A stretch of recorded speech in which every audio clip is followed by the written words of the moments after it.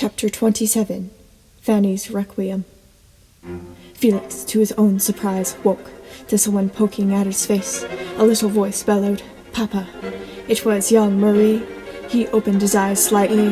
Her innocent mind believed him to be playing, so she tugged at his coat.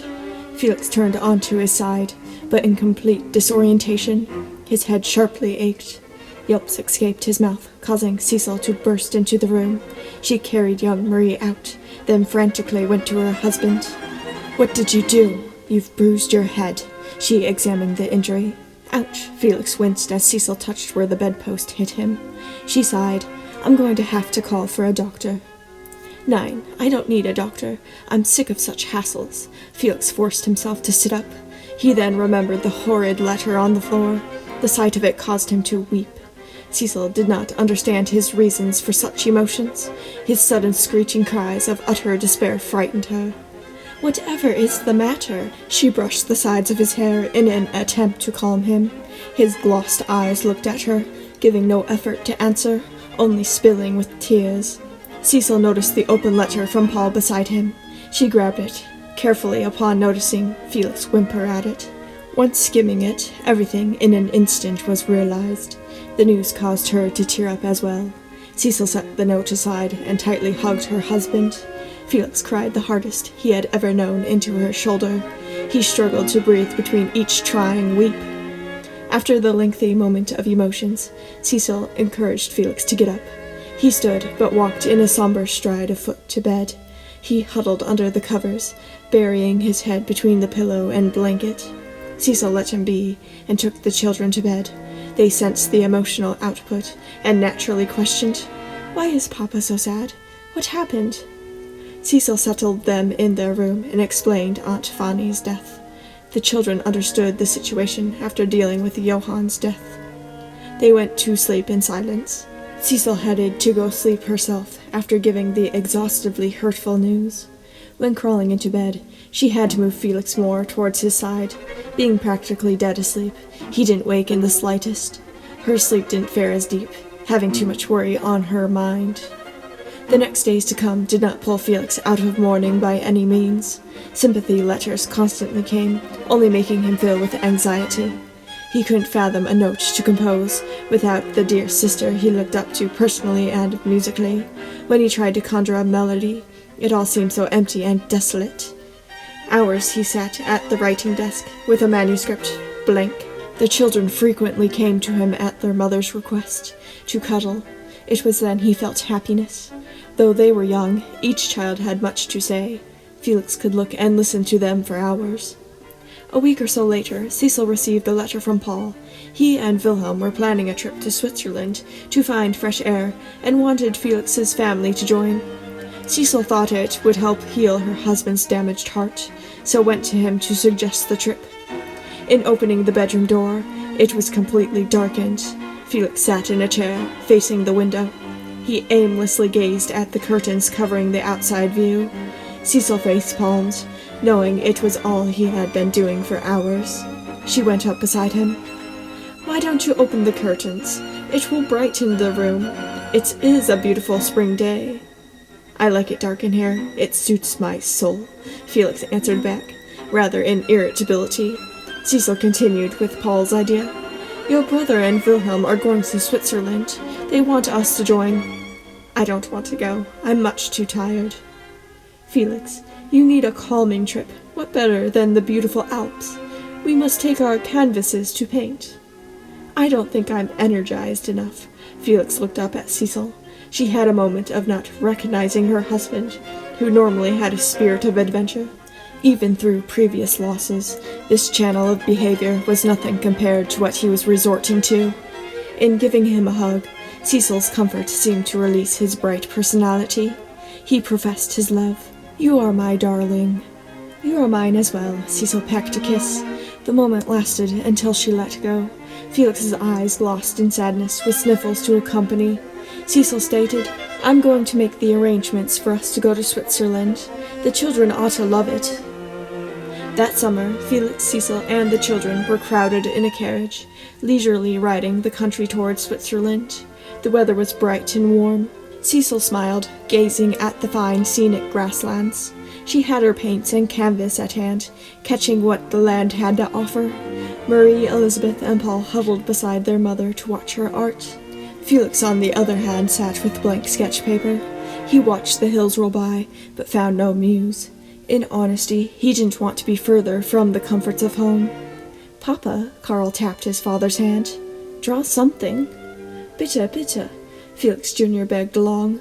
Their father began sketching a grassy field, with a mountain coming into view. It was the first of many tall, earthy structures that formed the Alps. The children gasped in awe, not having seen such a scene. The carriage tracked many more miles before reaching the city of Interlaken. There, they met up with Paul and Wilhelm. Felix's emotions crushed him when exchanging embraces, but he bottled everything up, as Paul was not the sensitive sort. Wilhelm had a sad air, but overall healed with the fresh Swiss weather. "How good it is to see you, brother." Paul held Felix at the arms after hugging. Wilhelm sensed Felix to be out of sorts, so handed him Swiss cheese and chocolate. The taste lifted the festering depression. "Come, you must see the lovely inn." Paul gestured to Felix's family to follow a pretty path through the tall green grass. Wildflowers gave their aroma, while the blue sky correlated with the colors of the scene. Birds chirped their soothing melodies whilst flying above. The group hiked to a large wooden inn, settled at the edge of the city. It contained a tavern where hearty meals were cooked. Every person within the building was decent in manner. Felix and his family settled their luggage in an upstairs room. The atmosphere was humble and homely as ever.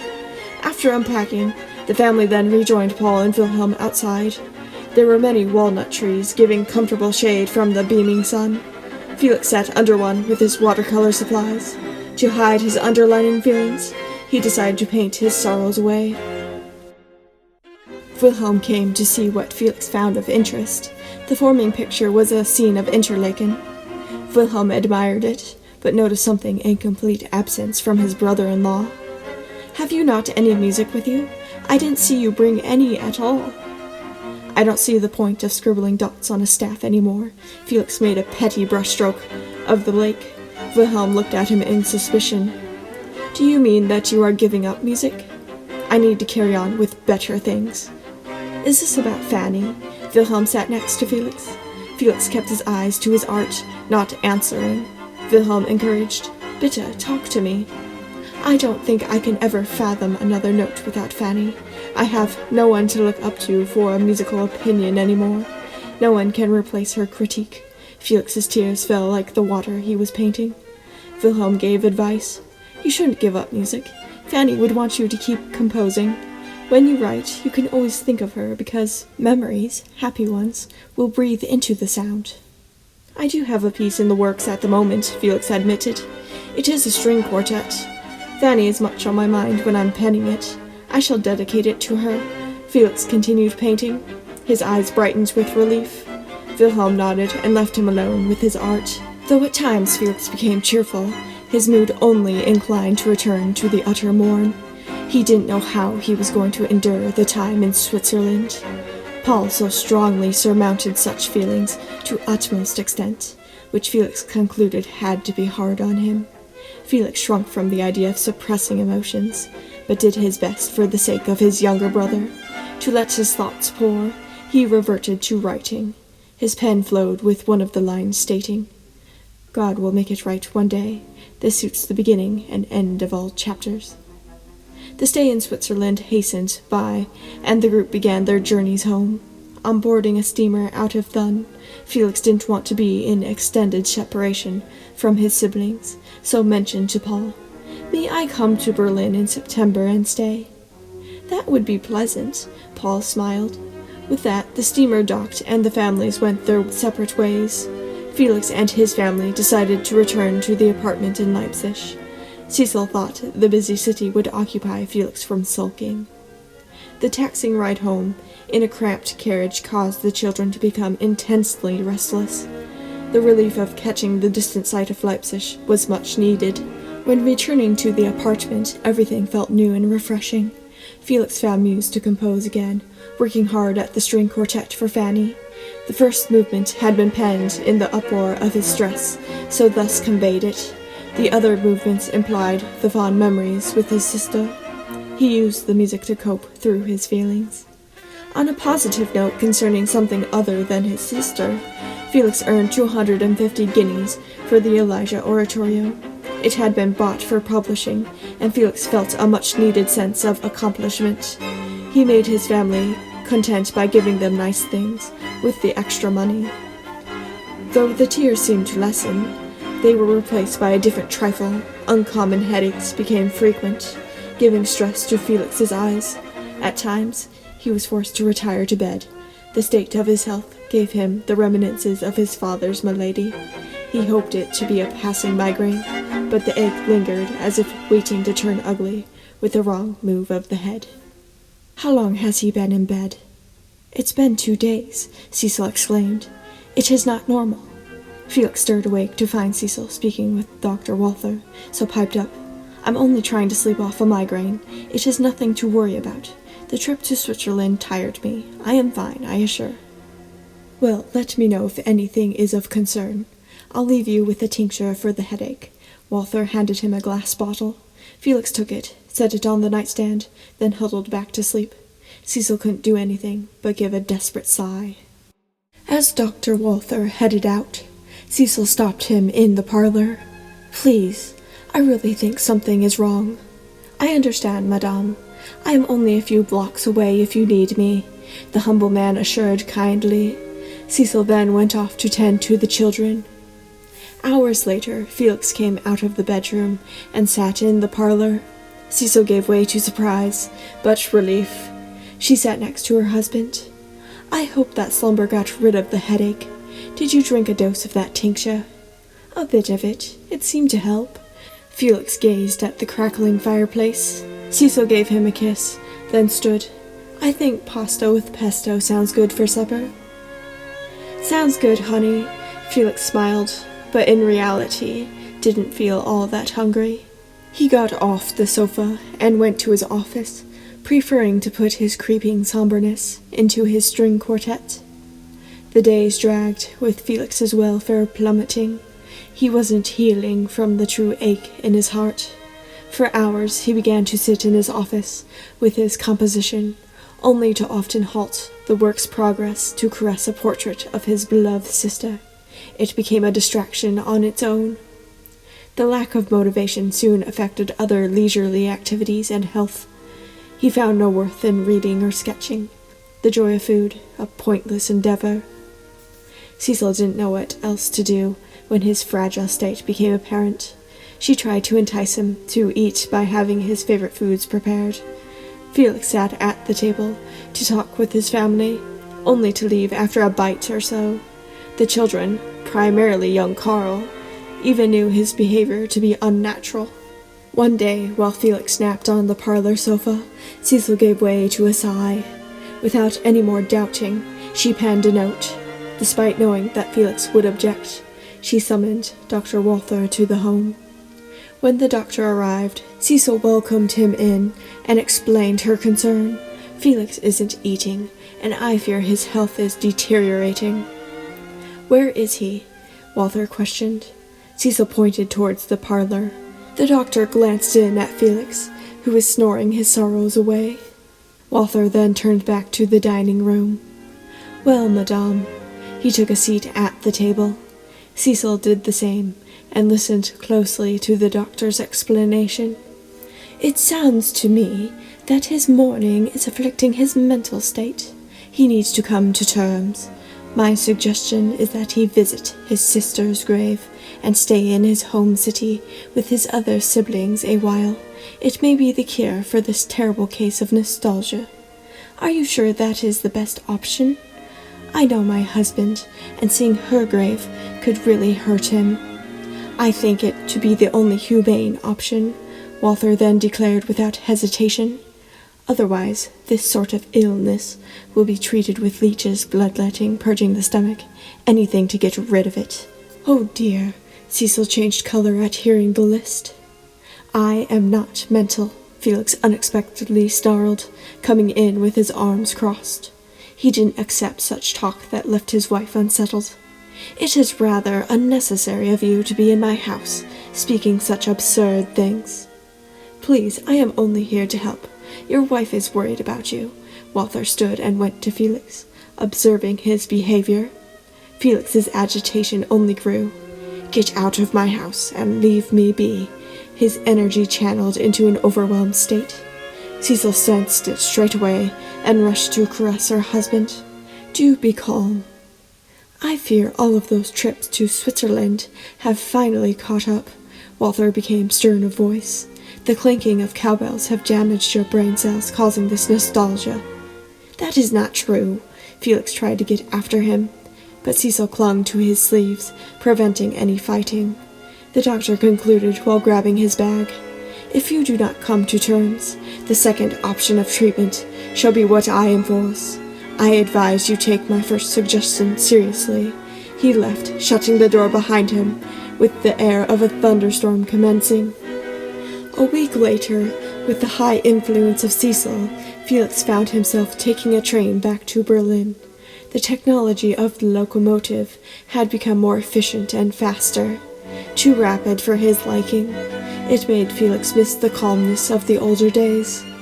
As he sat in his lonesome, gazing out the window, a middle-aged lady took the seat across from him. Her curiosity made her gaze upon the younger man in wonder. He wore all black, from the top hat in his hands to his shoes. The only color that the outfit yielded was a near-closed red rose on his lap. "Excuse me, young Herr," the lady questioned. "Are you by chance a widower?" "Nine."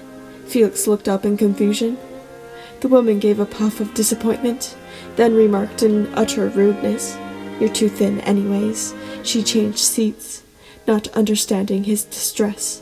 Felix felt a sense of unnecessary hurt at the comment. When reaching Berlin, Felix took a carriage straight to the cemetery. The gated Garden of Death had an unflattering Gothic essence, with the bundles of flowers before each rotting stone. He walked a little dirt path trailing through the grass of a special shade of green until he came to the dreadful sight. There, a fresh slab of stone stood out of the ground. Felix set his beautiful rose down beside it, only to fall to his knees with a puff of pure weeping despair whilst reading the engraved name. Fanny Hansel, Mendelssohn Bartholdy, 1805 to 1847. Felix whimpered in woe and sorrow, wishing ever so to be sitting under the piano in the old Berlin home, taking in every note of those Bach preludes, played ever so perfectly by his sister. Her life had given him the meaning of music. But now the wick of the candle was used up. There was no meaning. Felix picked himself back up. He dizzily stumbled in standing, being faint in the head. A hand fell on his shoulder to steady him. "What are you doing here?" "Wilhelm." Felix turned around to hug him tightly in cries. Wilhelm embraced back in confusion. "Is it wise for you to come here? Your wife wrote to me about your state. I think this is too much." "It was the doctor's suggestion to cure my severe homesickness," Felix tiredly explained. Wilhelm knew this to be far more taxing than helping. He suggested, "Why don't you come stay with me? I know it may be hard, but at least it is close to the main house of the estate." "I feel exhausted." Felix's eyes blinked in sleepiness. Wilhelm confessed his worry. "Are you sure that doctor really has your welfare in mind?" "I'm sure he does. Besides, Cecil encouraged it as well." He glanced back at the grave with gobs of tears. There was something more. Wilhelm gently took Felix at his shoulders. "What are you not telling me?" Felix stayed quiet a moment, trying to hold everything in. He wished he were as strong as his brother Paul, but the stress in his chest caused him to burst into tears. "The doctor wants me to come to terms, or the alternative option of treating my state involves nothing but horror. If he even tries anything, I shall be sure to find out." Wilhelm gave a tight, protective hug. "That is the last thing you need plaguing your mind." Danke, Felix had his head buried in Wilhelm's shoulder, sopping it with tears. He didn't have a parent or older sister to cry to anymore. Wilhelm let him vent his feelings, knowing they had been bottled too long. They then proceeded to the Hensel home. When arriving, young Sebastian had a happiness in seeing his uncle. Felix watched the adolescent work at landscape drawings. Wilhelm gave a proud smile. "Taking after me." "These are so well. I'm impressed," Felix commented. Sebastian gave a nod. "Dankeschön." Felix then wandered the house to burn his remaining emotions off. It seemed well at first, but he came to Fanny's music sanctuary. The large room that used to hold such beautiful creativity now sat in the dark light of desolation. Felix felt his sorrow coming back. Before tears came, Wilhelm guided Felix from the room. "I know what will lift your spirits. I'm going to make a portrait of you. I need an updated one. So since you're here, are you sure you want one in my current state? You look fine. Any mild flaws can be fixed by a stroke of paint. You know my use of shadow. Just change that black undershirt to a white one. Your outfit needs variation." "All right," Felix left to change. When coming back, Wilhelm had a canvas set up in the drawing room. Felix sat in the chair against the wall, posing in properness with a hint of a smile. "Perfect," Wilhelm began the outlines. Sitting in one position for hours was usually a taxing affair, but with Wilhelm and Sebastian to keep him company, Felix had a fulfilling comfort. The missing link in which gnawed at him wasn't gone, but rather felt elsewhere in the house. In the time of getting painted, Wilhelm had to calm Felix from moving, as there was much laughter in their visiting. The occurrences made the duration of the setting last longer, but every added minute was one more of healing joy. "There," Wilhelm set his brush down. Felix jumped up from his seat to have a look. He smiled, as it was definitely in the style of Wilhelm Hensel. The shadowing, lighting, color scheme, and smoothness of brush betrayed the expression. After a wholesome stay in Berlin, Felix returned home in a new light. He carried on with composing, drawing, reading, and taking care of himself. Cecil could not believe it, but her husband had pulled himself out of the dark hole of despair. The doctor's suggestion had worked. Felix even began returning to his duties at the Gewandhaus and Conservatorium. It happened to be the raging month of October, so he kept fully occupied. Almost too much so. The effects of overworking began to yield effects of their own. On one free day, Ignaz paid a visit to the Mendelssohn's home. He had not seen Felix in some time, as their busy lives intertwined less and less since their families get together. Upon entering the home, he found Felix at work in his office. A deep sense of separation beseeched Ignaz.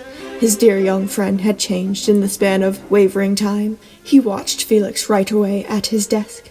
His already small stature appeared more so drained from stress. His face showed a tinge of unnatural paleness. "Felix?" Ignaz hardly formed his name. Felix looked up to see his old friend.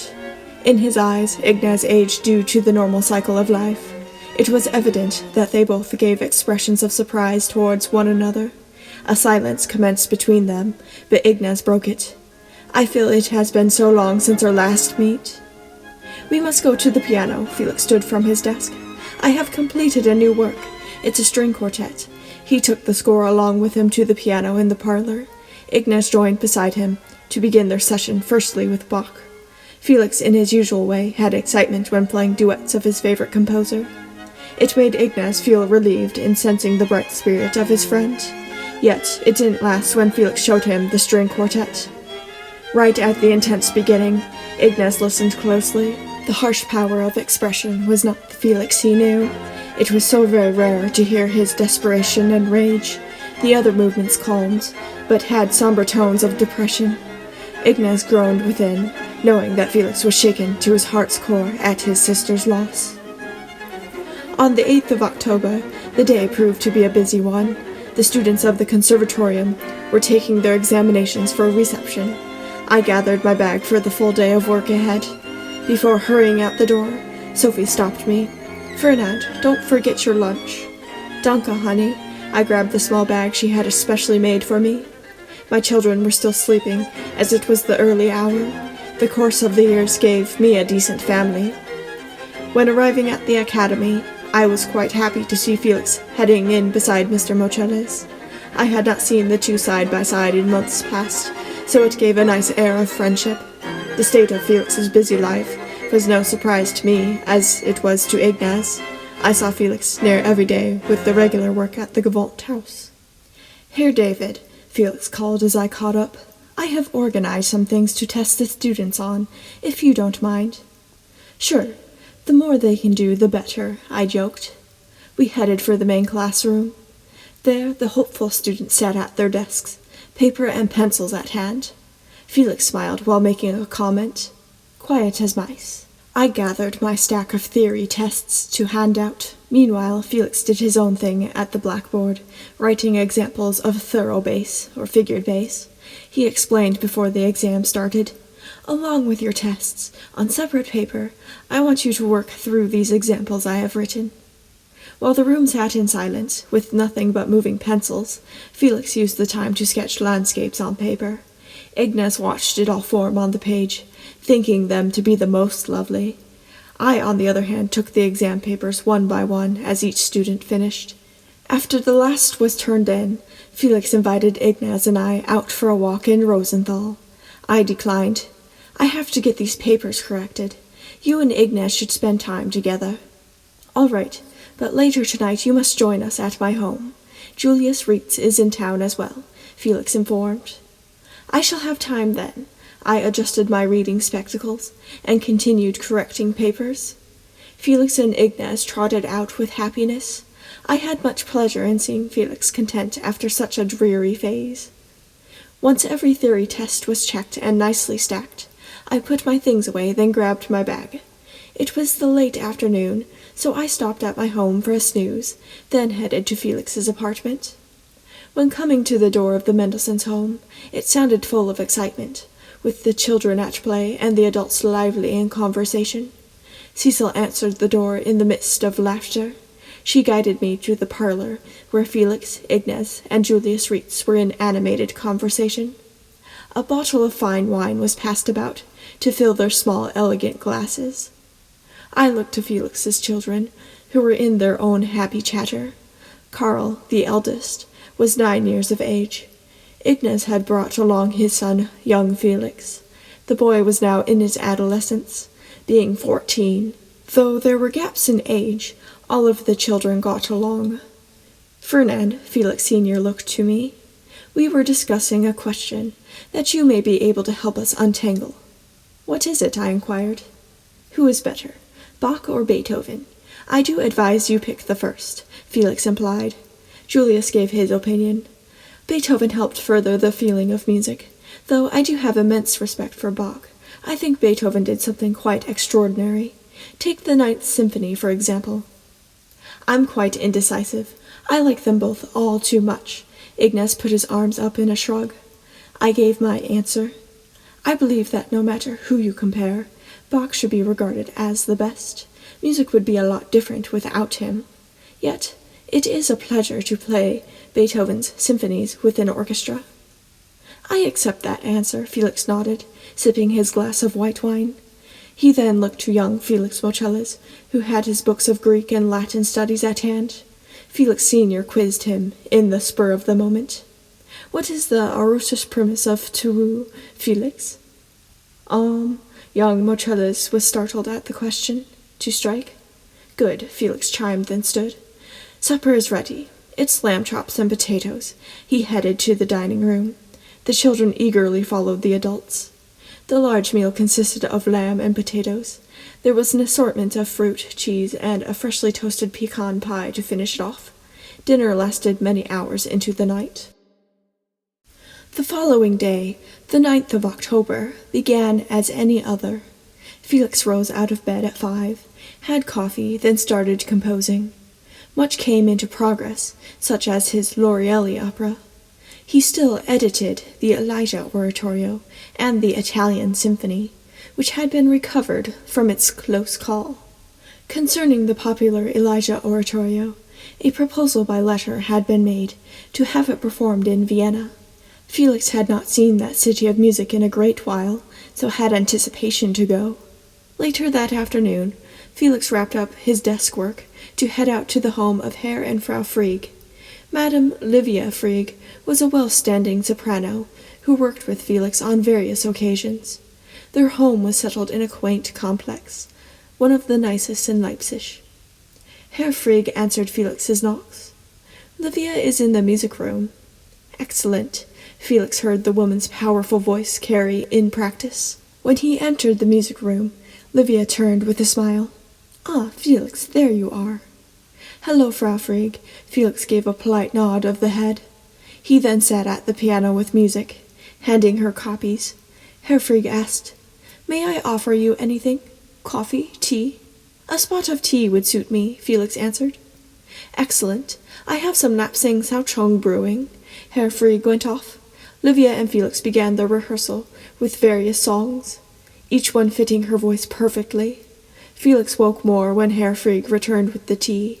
It made for an even more productive session. "What should we do for the last piece?" Felix thumbed his music. A slight headache came over him in the moment, but nothing alarming.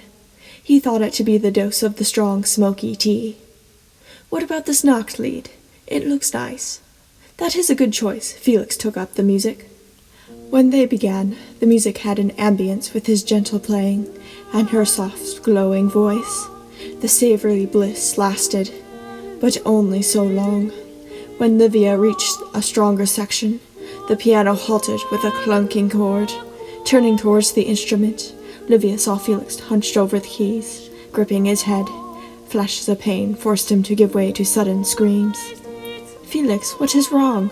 She rushed to him. The screeches caused Herr Frieg to sprint in. He instantly sat Felix up. Livia gave way to a panic as Felix's eyes were rolling in a faint.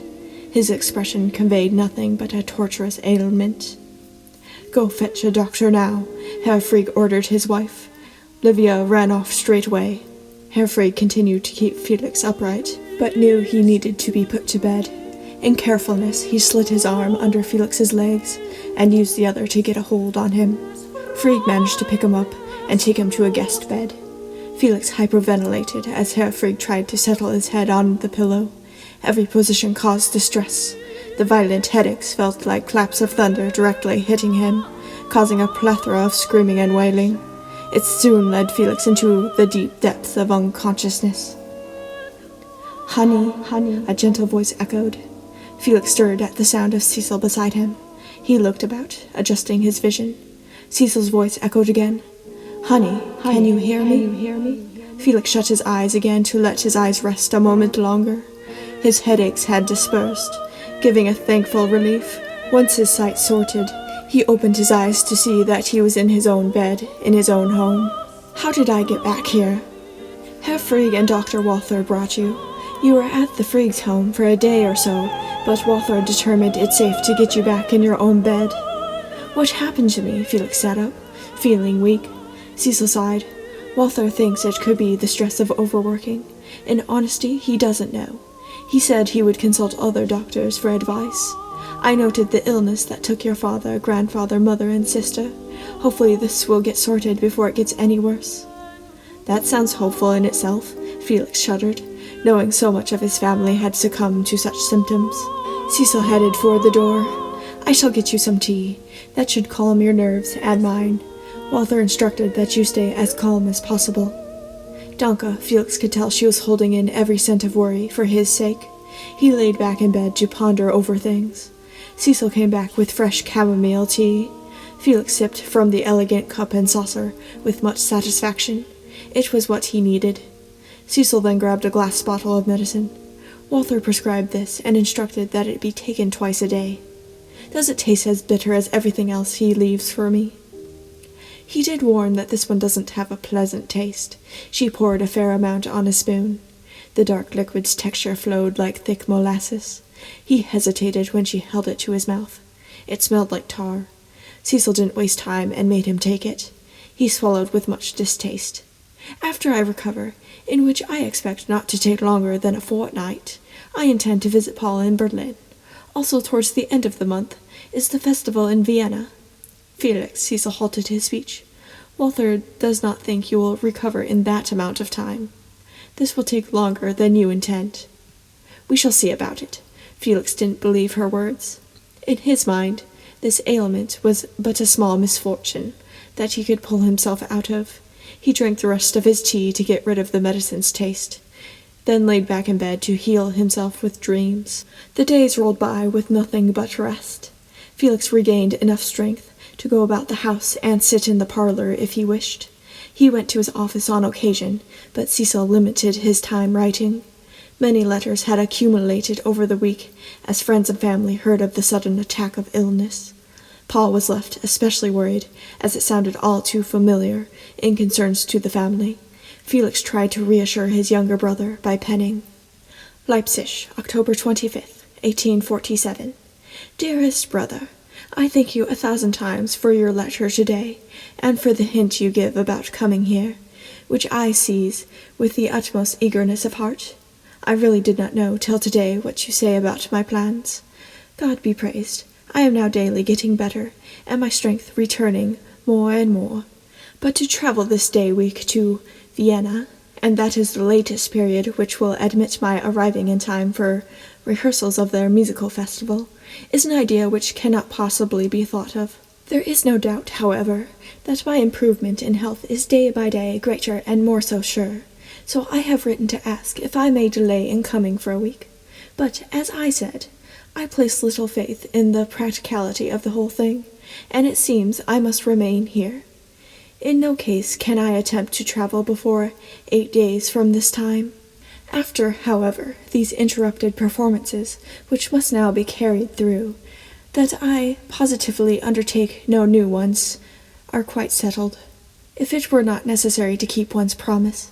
But this must be done, and now the only question is whether I shall see you again on Saturday. Say yes to this. I believe you would do me more good than all of my bitter medicine. Write me a couple of lines soon again, and be sure you agree to come. My love to you all, and continue your love for your Felix Mendelssohn Bartholdy. I stood at the chalkboard on the subtle Wednesday, mid-morning on the 3rd of November, teaching a group of students. They listened with every bit of attention. The subject was one of most importance, concerning composition, sonata form. All right, so as we discussed in regards to fugal form, sonata form begins with an exposition. Instead of subjects and counter-subjects, this form utilizes themes and transitions. In the exposition of sonata form, we have our first theme, in the tonic key, then a transition, in which may be tonic to dominant, or tonic to relative major concerning minor keys. Someone tell me what is next. I scanned for a student to answer. Ja, Baumfelder. Themes Y.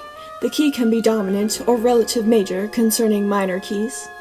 Excellent. Also, a third theme is optional and a codetta. Their keys are in the same manner as the second theme. Now, what comes next?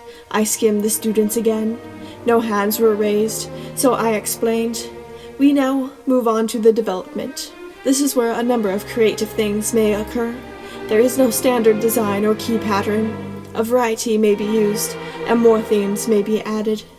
The third section, the recapitulation, makes the piece return to the first group of themes to recap the work. A transition will connect the second theme, and so on. After that, a coda in the tonic key is likely to end the work. I glanced back at my students, who were penciling notes in a moment of being enlightened by knowledge. After the lecture and giving the pupils their assignment, I sat at my desk to catch up on grading quizzes. Everything had a calm air. Ignaz was elsewhere for the day, so no piano echoed through the wall. In the silence of work, the classroom's door opened and closed. I looked up to see Niles Gade, his shoes tapping against the flooring with each step towards my desk. He fidgeted with his hat nervously in his hands. Never shall I forget Gade's coming to me at the conservatorium. Niles came close, keeping his words calm and quiet. I have come to inform. Dear Felix has been struck with another attack of illness. This time, it's a matter of life and death. 9, my voice cracked as I stood. The students looked up. Sensing something urgent, I ran ahead of Gade out of the academy to the Mendelssohn's apartment, hitching a ride on a moving trolley carriage. When arriving, the first sight I found were the ones gathered in the parlor: Ignaz, Charlotte, Herr Schleinet, and Constanze Schleinet. They gazed up as I entered. I, in honesty, did not know what to expect, yet their faces said it all, and I was met with the tidings that there was no hope. The reality caused me to leave the parlor to the dining room, where for a quarter of an hour my tears gave way. Ignaz came and sat at the table with me. He tried to comfort. Felix is ever so a person of energy. Let us hope it will be enough to pull him through. He patted my shoulder. His expression showed rather the opposite. He had seen Felix. I knew the reality inside. Once I regained composure and felt calm enough, I slowly made my way to the death chamber. Outside the bedroom, Herr and Frau Frigg, along with young Felix Moscheles, sat anxiously. I paused as the doctor quietly stepped out of the room. His name was Dr. Hammer. He informed, "Felix appears to be resting well now. If there are no fresh attacks on the nerves or lungs, the apparent calm may lead to a happy turn." When the doctor turned back into the room, I followed behind. There were 3 doctors watching in turn at Felix's bedside. At the moment, it was Herr Hammer. The other 2 were Dr. Claras and Walther. Cecil sat in the room, of course, knitting to keep her mind straight. She consistently glanced at her husband, as if waiting for him to wake in a normal state. But alas, Felix laid on the bed, unconscious. The doctors were doing what they could to figure out the malady that caused such strokes and thunderclap headaches. All that could be discerned was his family's trait of succumbing to the ailment. It happened to hit Felix earlier than the others. At the strike of the 2nd hour, the peacefulness ceased, as another attack of the illness set in. Felix stirred in a sudden flurry, giving way to terrible shrieks at his aching head. Hammer summoned the other doctors to the room. Dr. Walther took charge of the whole ordeal. He tried to make Felix more comfortable by shifting him in bed. It caused the shrieks to turn into screeches, which unfortunately persisted for hours until 10 o'clock at night. After using up his voice, Felix resorted to humming, as if music were passing through his train of mind. The sweet melody calmed everyone's worry, yet the peace was soon interrupted, as the humming exhausted Felix, making his head sharply ache. He gave way to screams, each one chilling as the hour passed. By 11 o'clock, his cries ceased, and he laid quiet, only breathing heavily. Since things winded down, everyone visiting decided to retire for the night. There was still a spark of hope for the next day. Before the light of the dawn broke on the 4th of November, a few regathered at the Mendelssohn home, including myself. Concerning Felix, his pain appeared to have abated, but I looked at him only to notice that his face was that of a dying man. Young Felix Moscheles came into the room to inquire, but the sight only gave the early adolescent disheartening news. It was clear the end was approaching. He turned back from the room to vent his tears elsewhere. I went to follow, but stopped in the anteroom of the death chamber to find Ignaz sitting, journal at hand. Tears gushed down his face as the pen calmly wrote his meditations. He couldn't stand to see that young boy he met those years ago die still young yet. I moved to the parlor where Herr Schleinet was on the sofa, slumped in his sleep. His wife Constanze silently knitted beside him to occupy herself. The passing hours brought nothing new. Everyone's emotions were on their toes, but things kept steady for the time being. When evening rolled around, past the hour of dinner, more acquaintances arrived. Joachim, now 16 years of age, came as soon as hearing the news. To him it was the worst tragedy. He had looked up to Felix in so many ways over the course of a few short years. Following Joachim was my wife Sophie and her friend Hedwig Salmon.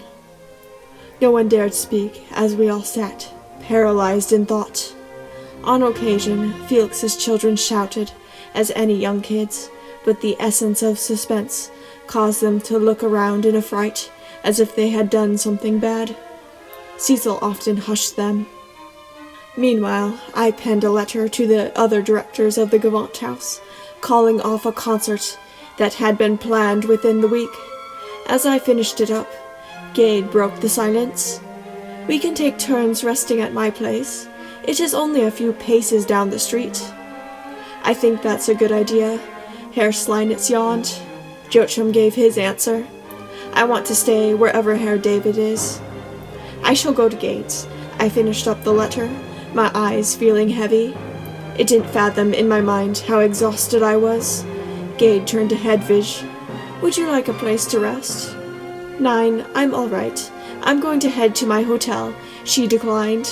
My wife had brought extra pillows along, so gave them to those who needed them. She and Constanze decided to stay with Cecil. Ignaz remained in the anteroom, while Felix Moscheles had disappeared.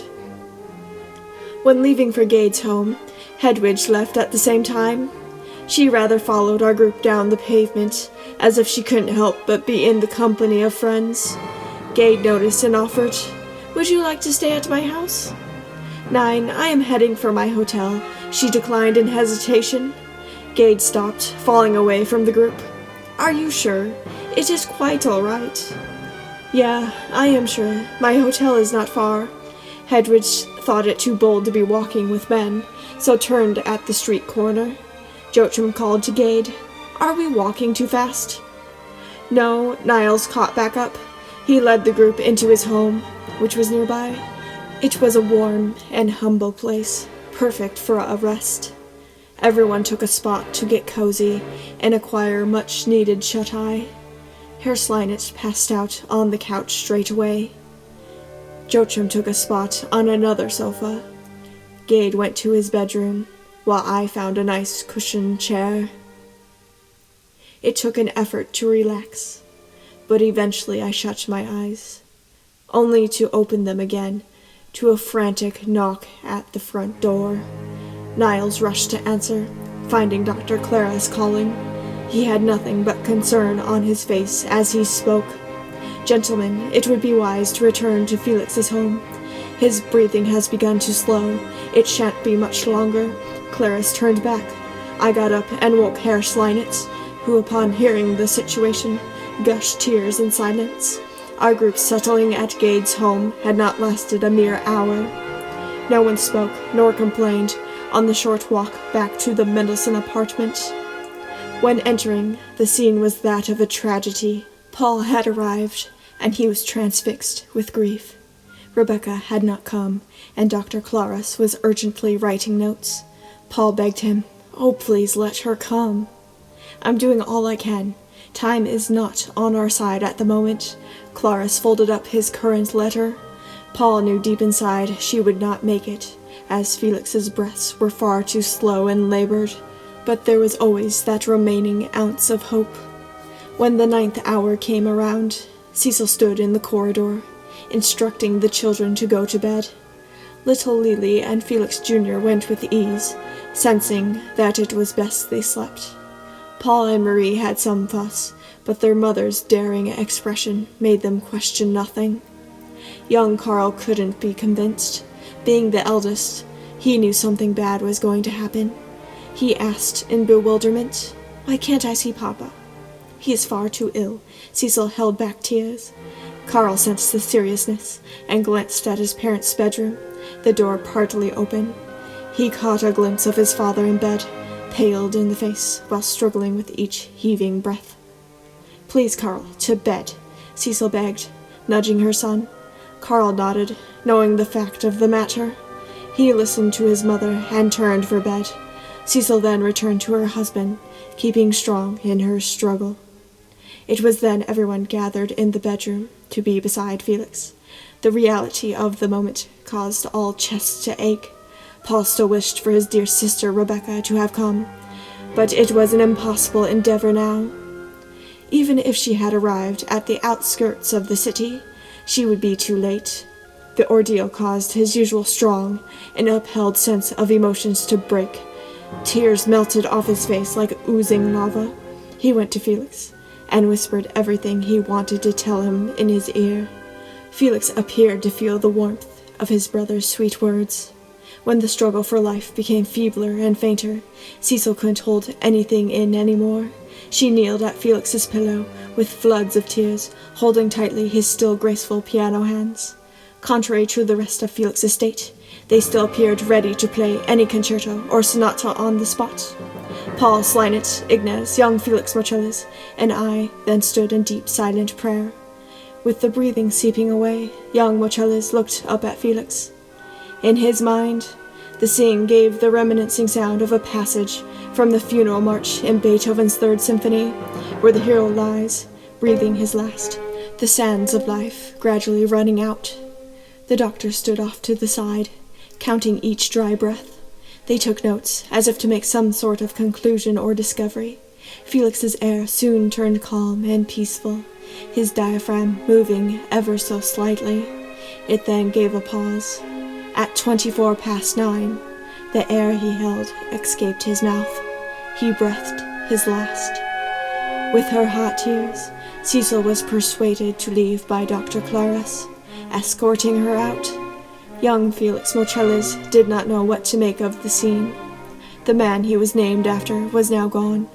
To give his personal farewell, the adolescent pressed a kiss on Felix's forehead before it grew cold in the damp dew of death.